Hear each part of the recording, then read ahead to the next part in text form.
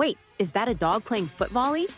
Right here on the sunny beaches of Rio de Janeiro, this border collie and his owner are facing off against two confident local players. Everyone thinks, no way the dog keeps up in a real 2 versus 2 match.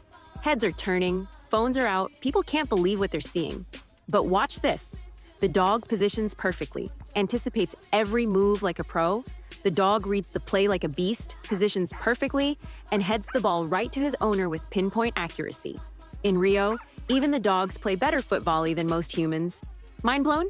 Yeah, same.